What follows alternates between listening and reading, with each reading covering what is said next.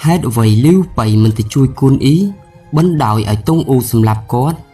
nơi khổng video nỉ cá slap rồi bao côn ý đã xả cá bạ bay tì khổng thừa ở rẽ bờ đỏ trà slap tiền cu ấy sau đài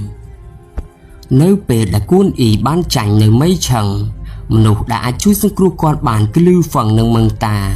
đại thất nơi sốc tăng bầy nơi phía khăn cợt miền phang đỉnh san dòng nâng xì chừng nơi bên nụ bần to pili mừng bàn từ tua chốt chỉ không cả vi pra hạ đã dùng ngàn từ lời chinh chờ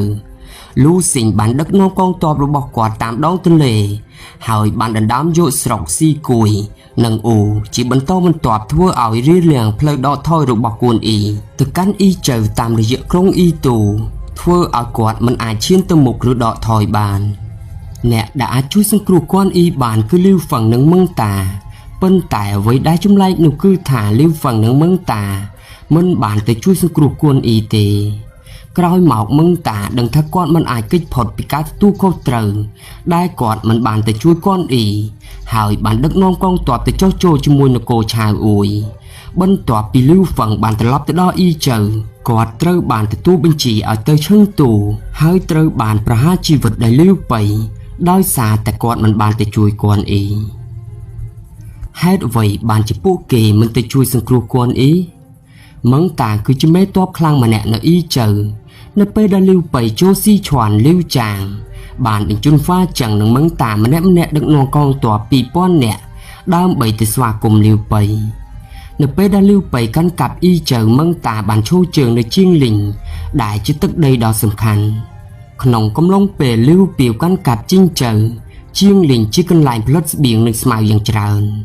muốn về sớm mò phồng chơi bì bên to pi chai chài bàn tập phi khăn tập bồn liu chồng bàn cho chành hỏi liu bày bàn phi luôn tập phi khăn tập bồn chai chài phay khai thả liu bày nâng đất tờ chiên lình đôi trẻ quạt bàn đất non to sẻ đôi tòa chúng luôn trăm pon nè đinh tạm liu bày từng chụp từng ngày rừng tàng on nỉ ai cho dương mơ khởi pi sạ sầm khăn này tức đây chiên lình bấn tọa pi lưu bày từ tu ban chinh trời sọc chiên lình nơi tại miền sạ sầm khăn khlang nà lưu bày bànประกฏเอาเมืองตาได้เติบเจ้าจันเอาเชื่อเชิงnơi tinหนุดำใบบังหันปีพีบชื่อเจี๋ยนังโยจัดมนุษย์กราวเมย์บนตัวปีเมืองตาโชว์เชิงในชิงลิงก็สะกราวอิจีรบอจิงเจอเนื้อเปได้lưu bàyโชว์ซีชวนจูกึ่งเลียงจ้างไฟหนึ่งจ้าชื่อหลงบานดักน้องกองตัวรบอผู้เกตพี่กังเหล่งดามใบความโตlưu bàyในเป้กวนอีเลิกตอบทั่วดำนาแต่พี่ข้างเจิงวิปราหากรองซีฝานเมืองตากระเตรตู้บินจีเอาเลิกตอบแต่พี่ข้างเจิงเจนปีซีกุยเต่าฟานลิงวิปราหากรองนี่หนึ่งสำหรับเจ้าไว้กรองคายชีกล่าวปีกันกับกรองนี่ลิ้วไปบานในจีอลิ้วฝังจ่อตามทะเลเมียนปีห้านจงโจรวมจิ้มมวยเมืองตาขนงกาวิปราหาสรกซานยงซานตันได้เจริญครุบกรงสรกหนูบานโจจันหายสกพี่ข้างเก่าตั้งใบบานและโจกันดับได้เร็วไปตู้ใบจีฟ้านลิงซานยองหนังซีฉังได้มีภูมิศาสตร์ในจุดจิ้งเจอกระดาวใต้วีจิกรรมเสร็จระบบหานจงบ่าวเตยอีเจอตรชลองกัดสกตั้งใบหนีในพี่ข้างเก่าเติบอาจจะดอซีกุยบนตัวหมอกหลังตามทะเลโจตามอีเจอบนแต่เพลดแดงงี้สู่ทั่วดำนาจิ้งนี่คือตามหานจงมหาหันมีพิวกโวจ้างหลูบันกันกับห้างจงจีบันโตมันตอมเนเป้หนูเลี้ยวปิวบันมีจุนมันหนูตะกันกับฟางลิงตัวใบจีมันมีกำลังตราจะบ้าหลอกขนมประวัติศาสตร์ธาค่ายฉีได้เตอวิประหารหนึ่งสำหรับได้เมืองตาบันกันกับฟางลิงตังปิเป้นาแต่ครูซาคุยกู้เมาปีจิงเจอบนตัวปีลิ้วชงบันโจจันชายชายกุยฉีบันโจโจจมวยชายชายโดยคณีหายสกพี่ข้างเก่าตั้งใบก็บ้านโจโจจมวยชายชายขนมเปจมวยคณีกร้อยหมอกเลี้ยวไปบันกันกับในขลาในจิ้งเจอเป็นแต่ฟังลิงมันเตอบานกรุบกรงเตปลูกพุ่มสาวินจัดสิ้นยางได้สถัดนึกกรอมกันดับใดรบชายชายมีเปนูบนตัวปีเปสกะกำพี่ข้างจึงรบกวนอีประยุทธ์จมวยชายเย็นในฟังฉังมังตาบานโชเจิงในพี่ข้างเจิงซีกุยดำใบวิประหาฟานลิงได้สถัดนึกจนหล่อซ่านยงซีฉังนังเสียงยางโดยนี่บรรทอพี่เมืองตาบานกันกับฟางลิงซีฉังหนึ่งซ่านยองปีบากคงก้าเป็นจุนตอบมาจุยบรรทอหมอกลิ้วไป បានបញ្ជូនលីវហ្វឹងពីហានចុងទៅសានយ៉ុងហើយស៊ីឆឹងនិងសានយ៉ុងក៏បានចុះចាញ់ជាមួយលីវប៉ៃក្នុងកំណត់ត្រានៃជីវប្រវត្តិរបស់លីវហ្វឹងនៅក្នុងកំណត់ត្រានៃនគរទាំង3បងប្រុសរបស់ស៊ិនអ៊ីមានឈ្មោះតាតានបានប្រមូលផ្ដុំទាហានរាប់ពាន់នាក់នៅសៀភីងនិងសាងយ៉ុងហើយក្រោយមកគាត់បានតាក់ទងជាមួយចាងលូគាត់ក៏បានបញ្ជូនបេសកជនទៅជួបជាមួយឆាឆាវហើយត្រូវដំឡើងឋានៈគាត់ជាមេតបគាត់បានក្លាយជាមេតបរបស់សានយ៉ុងយោងតាមការស្រាវជ្រាវរបស់លោកថៃអ៊ីឈីងនៅក្នុងសិភៅរុករកប្រវត្តិសាស្ត្រចក្រភពឈីងហានអ៊ុយនិងជីងស្រុកភាគខាងកើតទាំង3ជាកម្មសិទ្ធិតំបន់ព្រំដែនរវាងឈីងនិងឈូក្នុងសម័យសង្គ្រាមនគរទាំង6ហើយចំនួនប្រជារាស្ត្រមានតិចបន្ទាប់ពីការបង្កើតរាជវង្សហានចំនួនប្រជារាស្ត្របានកើនឡើងបន្តិចម្ដងប៉ុន្តែសេដ្ឋកិច្ចមិនមានការអភិវឌ្ឍទេបងប្អូនស៊ិនតានិងស៊ិនអ៊ីជាកូនសម្ព័ន្ធរស់នៅតំបន់ភ្នំក្នុងកំឡុងពេលចលាចលនៅចុងបញ្ចប់រាជវង្សហានពួកគេបានប្រមូលផ្ដុំគ្នាដើម្បីការពារខ្លួនហើយបានតាក់ទងជាមួយចាងលូជាលើកដំបូងដោយការរៀបរាប់ខាងលើកន្លែងនេះដើមឡើយជាកម្មសិទ្ធិរបស់ហានចុងបន្ទាប់ពីឆាយឆាវកាន់កាប់សៀងហ្វានបងប្អូនទាំងពីរបានចុះចូលជាមួយឆាយឆាវសានតានបានទទួលឋានៈជាសាងយ៉ុងទូអ៊ុយដោយសារតែតំបន់នេះត្រូវបានគេចាត់ទុកថាជាតំបន់ព្រំដែនពាកនិដីរបស់ឆាវអ៊ុយជាកន្លែងដែលហានចុងនិងអ៊ីចៅរស់នៅជាមួយគ្នា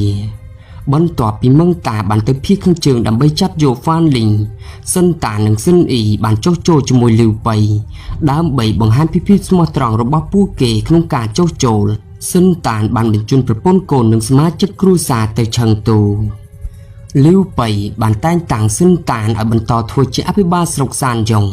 ស៊ិនអ៊ីជាអភិបាលស្រុកស៊ីឆឹងមឹងតាជាអភិបាលស្រុកហ្វានលីងហើយលីវហ្វឹងត្រូវបានដំឡើងឋានៈពីមេតបរងក្លាយជាមេតបឯកដឹកនាំកងទ័ពនិងនយោបាយក្នុងវិជាការដ្ឋានទាំង3ទោះយ៉ាងណាក៏ដោយដែលវិនិច្ឆ័យពីការអភិវឌ្ឍជាបន្តបន្ទាប់លីវហ្វឹងមិនមែននៅក្នុងហ្វានលីងកាន់កាប់ដោយមឹងតានោះទេប៉ុន្តែគាត់នៅស៊ីឆឹងដែលនៅជិតហានចុងក្នុងចំណោមវិជាការដ្ឋានទាំង3នៅភាគខាងកើតនៅពេលដែលលីវហ្វឹងចេញពីហានចុងទៅកាន់សានយ៉ុងវាហាក់ដូចជាគាត់មិនបានគ្រប់គ្រងកងទ័ពទេក្នុងកំណត់ត្រានៃនគរទាំង3ជីវប្រវត្តិរបស់លីវហ្វឹងចែងថានៅពេលដែលមឹងតាហៀបនឹងវាយលុកសានយ៉ុងលីវប៉ៃភ័យខ្លាចថាមឹងតាមិនអាចទទួលបន្ទុកតែម្នាក់ឯងបានដូច្នេះគាត់បានបញ្ជូនលីវហ្វឹងដែលនៅហានចុងចុះតាមទន្លេមីនដើម្បីដឹកនាំកងទ័ពរបស់មឹងតានិងជួបជាមួយមឹងតានៅក្រុងយ៉ុងបើទោះបីឈិនសៅប្រវត្តិវិទូសម័យបុរាណបានសរសេរនៅទីនេះថាលីវប៉ៃភ័យខ្លាចមឹងតាមិនអាចទទួលបន្ទុកនេះតែម្នាក់ឯងតែបើយោងទៅតាមលោកធីនអ៊ីឈីងនេះគ្រាន់តែជាហេតុផលដ៏ស្រើបស្រាលរបស់លីវប៉ៃប៉ុណ្ណោះមានហេតុផលមួយទៀតដែលមិនអាចនិយាយបានគឺលីវប៉ៃមិនទុកចិត្តមឹងតាដូចនេះគាត់បានបញ្ជូនលីវហ្វឹងដែលដើរតាមគាត់យូរហើយជាកូនចិញ្ចឹមរបស់គាត់ទៀតដើម្បីដឹកនាំកងទ័ពរបស់មឹងតាដូចនេះក៏ជាហេតុផលដែលនាំឲ្យមានភាពតានតឹងរវាងលីវហ្វឹងនិងមឹងតាលីវហ្វឹងមកទីនេះដោយតាមបញ្ជានិងជាមេទ័ពសំខាន់វាជារឿងធម្មតាសម្រាប់លីវហ្វឹងក្នុងការដកអ្នកប្រឆាំងនឹងគាត់ចង់ដកមឹងតាដើម្បីប្រកាសមុខតំណែងរបស់គាត់ដែលបើកចំហនៅក្រុងភាគខាងកើតទាំង3បន្ទាប់ពីគួនអ៊ីបានឡោមព័ទ្ធសៀនហ្វាងដែលឆាវយិនកាន់កាប់ទឹកជំនន់បានលេចកងទ័ពទាំង7គួនអ៊ីបានលើកទ័ពបង្ក្រាបនិងចាប់បានអ៊ីជីងទាំងរស់និងកាត់ក្បាលផានតើហើយធ្វើឲ្យឆាវឆាវមានការព្រួយបារម្ភឆាវឆាវបានបន្តបញ្ជូនកម្លាំងទាហានជាបន្តបន្ទាប់ចំណែកឯគួនអ៊ីបានបញ្ជាឲ្យលីវហ្វឹងនិងមឹងតាបញ្ជូនទ័ពទៅជួយគាត់និងចូលរួមក្នុងសមរភូមិសៀនហ្វានតែអ្នកទាំងពីរបានបដិសេធដោយនិយាយថាស្រុកទាំង3ទៅតែវីបានបើដកកងទ័ពអាចនឹងរង្គោះរង្គើមឹងតាដែលជាមេទ័ពស៊ូហានជិតស្និទ្ធបំផុតជាមួយគួនអ៊ីនៅតែមិនជួយគាត់ទាល់តែសោះហើយនៅពេលដែលគួនអ៊ីត្រូវបានចាញ់ហើយរត់ភៀសខ្លួនពួកគេទាំងពីរមិនបានបញ្ជូនកងទ័ពទៅជួយគួនអ៊ីទេហើយគោលដៅរត់គេចខ្លួនរបស់គួនអ៊ីគឺហ្វានលីងដូច្នេះហើយមឹងតាក៏បានចុះចូលជាមួយឆាវដោយសារតែគាត់ដឹងថាការដែលមិនជួយគួនអ៊ី គាត់នឹងត្រូវលឺបៃសម្រាប់ចោលមិនខានទោះយ៉ាងណាក៏ដោយយោងទៅតាមការបញ្យល់របស់លោកធានអ៊ីឈីងមឹងតាបានចុះចូលជាមួយឆាវអ៊ុយដោយសារតែគាត់មានអារម្មណ៍ថាការទុកចិត្តរបស់លីវប៉ៃមកលើគាត់មានកម្រិតដោយសារការដែលលីវប៉ៃបញ្ជូនលីវហ្វឹងឲ្យដឹកនាំទ័ពជំនួសគាត់ដូច្នេះបើគាត់នៅជាមួយលីវប៉ៃគាត់មិនអាចអភិវឌ្ឍខ្លួននិងទទួលបានតំណែងខ្ពស់ជាងនេះទេព្រោះមឹងតាជឿថាទេពកោសល្យរបស់គាត់អាចនឹងទទួលតំណែងខ្ពស់ជាងនេះដូច្នេះគាត់បានចុះចូលជាមួយឆាវអ៊ុយប៉ុន្តែបើនិយាយពីស្ថានភាពជាក់ស្ដែងនៅពេលនោះកំណត់ត្រារបស់ឈិនសូវអំពីលីវហ្វឹងនិងការបដិសេធរបស់មឹងតាក្នុងការបញ្ជូនកងទ័ពទៅជួយគួនអ៊ីដោយសារតែស្រុកទាំង3ទើបវាបានបើដកកងទ័ពចេញអាចនឹងរង្គោះរង្គើវាហាក់ដូចជាមិនពិតទាំងស្រុងនោះទេស្រុកភៀកខាងកើតទាំង3ទើបតែត្រូវកាន់កាប់មិនយូរប៉ុន្មានទេហើយចិត្តប្រជារាស្ត្រមិនទាន់នឹងណូមានកងទ័ពចំនួន 4000 នាក់ដែលមឹងតាបានដឹកនាំទៅចំណែកឯសិនតានិងសិនអ៊ីក៏មានកងទ័ពប្រហាក់ប្រហែលគ្នានេះដែរម្យ៉ាងវិញទៀតប្រសិនបើលីវហ្វឹងនិងមឹងតាជួយសង្គ្រោះកនអ៊ីដោយការបញ្ជូនកងទ័ពតិចពេកប្រហែលជាមិនអាចជួយអ្វីបានទេប្រសិនបើគេបញ្ជូនទ័ពច្រើនពេកសិនតានិងសិនអ៊ីអាចបង្កចលាចលនិងធ្វើឲ្យពួកគេជាប់គាំងជាមួយកនអ៊ីដោយគ្មានផ្លូវទៅមុខឬដកថយបានដូច្នេះពួកគេជ្រើសរើសអង្គុយមើលភាពជោគជ័យនិងបរាជ័យជាការប្រសើរ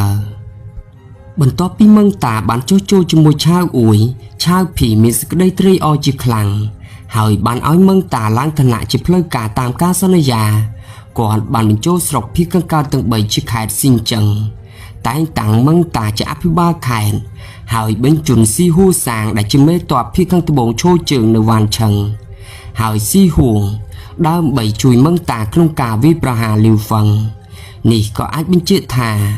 មឹងតាបានឈរជើងនៅវ៉ានលីងហើយលីវហ្វឹងបានឈរជើងនៅស៊ីឆឹងតាមទស្សនៈស៊ីជម្រៅឬគល់នៃទស្សនវិជ្ជាមនុស្សដូចមឹងតានិងលីវហ្វឹងតាមពិតគឺជាមនុស្សអាត្មានិយមមឹងតានិយាយថាខ្ញុំបានរក្សាកម្លាំងនឹងការផ្លាស់ប្ដូរទៅតាមសម័យកាលអនុញ្ញាតឲ្យខ្ញុំរស់នៅបានយូរអង្វែងវាប្រសើរជាងទទួលរងការលំបាកតើខ្ញុំខុសដែរឬលីវហ្វឹងក៏បាននិយាយដែរថាគាត់សោកស្ដាយណាស់ដែលមិនស្ដាប់សម្ដីរបស់មឹងតាដែលបញ្ចុះបញ្ចូលឲ្យគាត់ចុះចូលជាមួយឆាវទីបំផុតគាត់ត្រូវលីវប៉ៃប្រហារជីវិតការពិតទៅលីវប៉ៃមិនចង់ប្រហារជីវិតលីវហ្វឹងទេតែដោយសារសមត្ថភាពរបស់គាត់ហើយភ័យខ្លាចបារម្ភថាថ្ងៃណាមួយគាត់អាចនឹងចុះចូលជាមួយឆាវអាចបង្កជាបញ្ហាធំក្នុងសង្គមយើងសប្តាហ៍ថ្ងៃផ្ដោតទៅលើលទ្ធផលពេកធ្វើឲ្យបាត់បង់មនសិការចង់ឲ្យខ្លួនឯងបានសុខមានឋានៈបុណ្យស័ក្តិបែរជាបំផ្លាញអ្នកដទៃឬមិនជួយអ្នកដទៃបាទសូមអរគុណសម្រាប់ការចំណាយពេលវេលាដ៏មានតម្លៃហើយក៏សូមអភ័យទោសរាល់កំហុសខុសឆ្គងសង្ឃឹមថាជួបបងប្អូននៅវីដេអូក្រោយទៀត